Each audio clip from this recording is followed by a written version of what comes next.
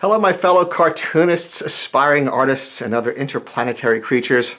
I'm glad you're here. My name is Christopher Hart, and I am a cartoonist and the author of many books on how to draw cartoons. And I've got another project for you today, a project video, which I think is a lot of fun, and I think you guys have enjoyed them. And here we go again. We're going to draw this guy. This was my dog, and this is what he did. This is why he drove us crazy. But he was always pudgy because he did this. So we're going to draw this little guy tilting this cake over in the kitchen. But we're going to start with a simple template. So you can start with it. I'll show you how to draw it, and then we'll add the details from there, okay? So we're going to start with this very general template. So you can pause now and copy this if you like.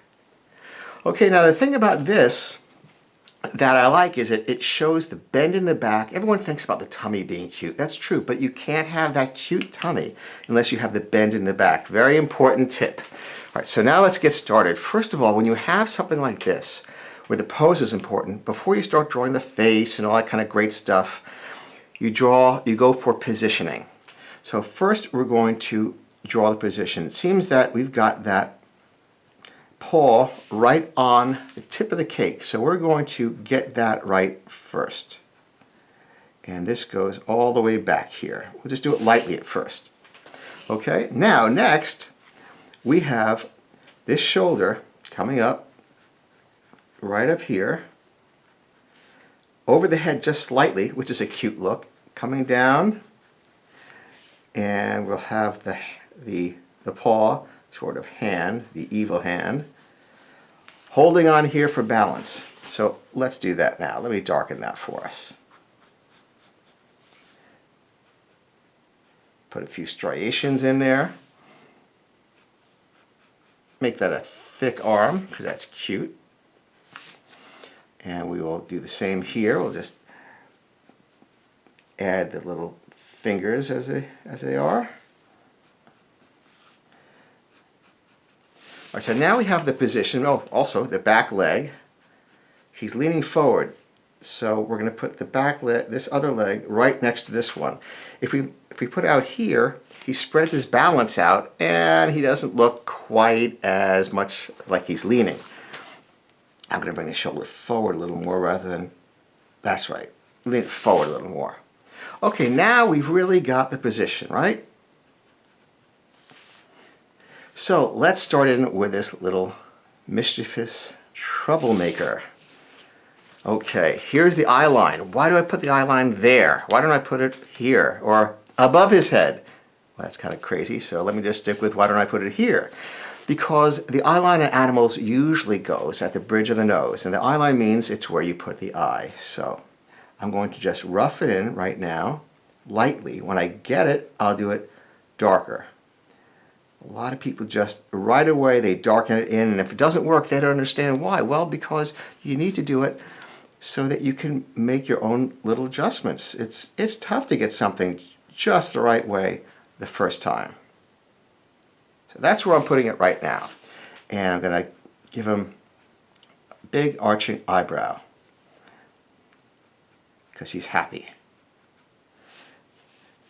I have a cheek right here to push up because he's smiling. And here is the bottom cheek. See, this is the crease for the smile, and this is pushing up on the bottom of the eye. Let's give this guy a big nose. I mean, he's a dog. He's supposed to have excellent smell. And he can locate a chocolate cake anywhere in the house. All right, give him a goofy kind of smile, which is down and back up. There you go. That's a goofy smile. And I think those eyes are working where they are, so why don't we fill that in? Now let's open that mouth really wide like this, but we're not going to bring this jaw forward. We're going to give him an underbite because we need room to stick that little tongue out like so. Now I've got to erase a little bit of the arm so that it doesn't interfere with his salivary glands. Obviously, he's doing something naughty. Obviously, he doesn't care. All right, so we're going to add a little lip right here. These little details really count because it's cute. If it's just a straight line, I don't know, you just kind of, you get it subliminally that it's just not quite as cute as you thought it would be. Let's give him some hair off the top here. It makes him look a little roguish, not quite as well groomed as some of the dogs, but we'll give him a very big floppy ear.